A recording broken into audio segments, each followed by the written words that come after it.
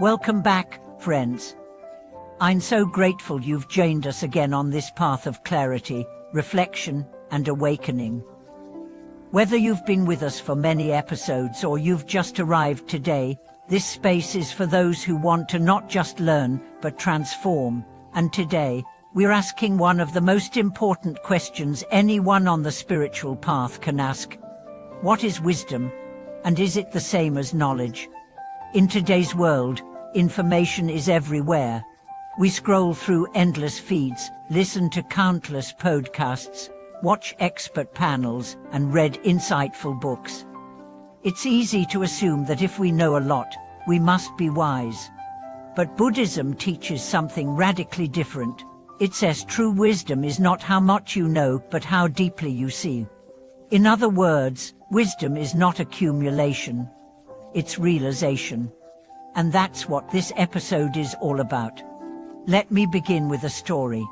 A young student once came to a Zen master and said, "I've read hundreds of books. I know all the major sutras. I can quote Nagarjuna, Jew General, and even the Buddha himself. Why don't I feel at peace?" The master handed him a glass of water and said, "Tell me everything you know." The student began listing his knowledge. As he spoke, the master slowly poured water into the glass. The student kept talking. The master kept pouring. Eventually, the water overflowed and spilled onto the floor. The student stopped. "What are you doing?" The master smiled and said, "This is your mind. Until you empty the cup, there's no room for clarity." This is one of Buddhism's central teachings. You cannot attain wisdom through accumulation alone. You must also learn how to empty. Empty your mind of attachment. Empty your heart of arrogance. Empty your view of rigid opinions. Because wisdom doesn't come from stacking facts, it comes from dropping illusions. This is why the Buddhist path emphasizes not just hearing Sravana, but contemplation manana, and most importantly, realization, true practice idiyadiyasana. You must move from information to transformation. From thinking about truth to being truth. Let's take a deeper look at what that means. Knowing that everything is impermanent is knowledge. Sitting beside your dying mother with presence and grace, that's wisdom. Reading that desire causes suffering is knowledge. Turning away from temptation because you understand its cost, that's wisdom. Memorizing the Eightfold Path is knowledge. Choosing silence when anger burns your throat, that's wisdom. Wisdom, then, is always practical. It shows up in your decisions, in your relationships, in how you meet uncertainty. Let's talk about that uncertainty. A truly wise person is not someone who knows everything. They're someone who is not shaken when they don't. We live in a world obsessed with answers. Everyone wants to be right, to win arguments or to sound impressive. But wisdom is humble. Wisdom says, "I don't know. Let me look deeper." It pauses. It listens. It waits for clarity instead of rushing to conclusions. There's a saying in the Dhammapada, "The fool who knows he is a fool is wise. The fool who thinks he is wise is truly a fool." Real wisdom begins with recognizing your limitations. And then, paradoxically, you start to see more clearly. Your mind becomes still. You stop being the center of every story. You begin to see interdependence. You begin to see karma, not just as a doctrine, but as an everyday reality. You see that every word you speak is planting a seed. Every thought you harbor is shaping your future. Every action you take is echoing outward. And that awareness changes you, not by force, but by insight. Suddenly, you don't want to harm anyone. Not because you're afraid of punishment, but because you see how harm harms you too. You see how kindness is freedom, how forgiveness is strength, how silence is sometimes the most eloquent form of truth. This is wisdom. Not knowing more, seeing deeper, feeling clearer, choosing better.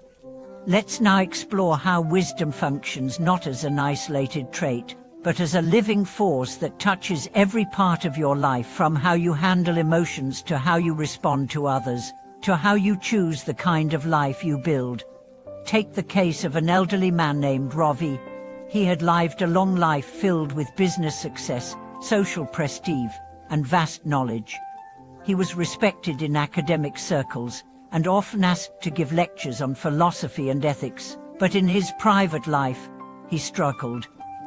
His relationships were shallow. He found himself irritated easily, lonely despite his networks, and hollow despite his education. Late in life, she found himself drawn to Buddhism, not for more knowledge, but because he could no longer bear the disconnection inside. She began attending meditation sessions and listening to Dharma talks. One day, during a particularly quiet morning session, he heard a teacher say, "Wisdom is not taught, wisdom is remembered. You do not acquire it, you uncover it." That sentence changed everything. He stopped trying to be a scholar of truth and began trying to live it. He started helping his housekeeper carry groceries. He forgave his estranged son. He apologized to a friend he had judged 20 years ago. And slowly, that ache inside his chest began to ease. Not because he knew more, but because she finally began to align his life with what he had always known in theory. That is wisdom. It transforms not the mind alone, but the heart and conduct. Wisdom is gentle. It doesn't shout. It doesn't need to prove itself. It walks quietly, but when it enters the room, everything shifts. The wise person doesn't need attention, they become attention. They listen more than they speak. They observe more than they judge. They understand that people's behaviors often come from wounds, not wickedness. So they become soft, not weak, but forgiving. Not passive, but compassionate. Wisdom is also courageous. It dares to look at pain directly, without flinching. It dares to question one's own ego, one's own assumptions. And in this courage, wisdom becomes medicine. Let's now consider another aspect of Buddhist wisdom, one attachment. To see clearly, you must stop clinging. Clinging clouds perception. It makes you see what you want to see, not what is. When you're attached to being right, you can't hear the truth.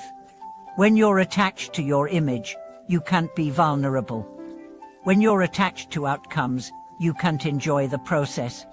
Wisdom untangles these knots. It frees you not by giving you what you want, but by teaching you that wanting itself is the trap. A woman once told me that her greatest moment of insight came not during a retreat, but in the middle of a fight with her sister. She stopped mid-sentence, realizing that her anger had nothing to do with the words exchanged. It was her pride, her need to be validated. She went silent. Tears welled up. She didn't finish the argument. She walked out of the room, found a quiet place, and sat. And in that silence, something shifted. She saw herself not as a victim, not as a hero, but simply as a human who had misunderstood her own pain. That clarity was her moment of wisdom. No chanting, no books, just one moment of truth. Wisdom doesn't always need rituals. It needs readiness. For now, how do we cultivate this readiness? Through mindfulness, through self-inquiry, through surrounding ourselves with others who value truth more than comfort. And most of all, through silence, because silence is the soil in which wisdom blooms. When you stop trying to impress the world, when you stop reacting to every opinion, when you start listening deeply, you begin to hear the voice of wisdom within you. It's always been there, beneath the noise, beneath the doubt, beneath the fear, waiting, calling you not to become someone new, but to return to what you always were. Not a library of ideas, but a light that sees, that knows, that loves, So let your practice be more than repetition. Let your study be more than accumulation. Let your life be the place where wisdom walks, where truth is not preached, but lived, where understanding shines not from your words, but from your gaze, your presence, your choices. Thank you for joining me on this path. If this message stirred something in you, if it helped you reflect on the difference between knowing and seeing, please share your thoughts in the comments. Tell me where you've encountered real wisdom in your own life, not in a book, but in a moment of awakening. If you haven't already, subscribe to the channel, give this video a like, and share it with someone who's ready to stop knowing more and start seeing deeper. Thank you for watching this video.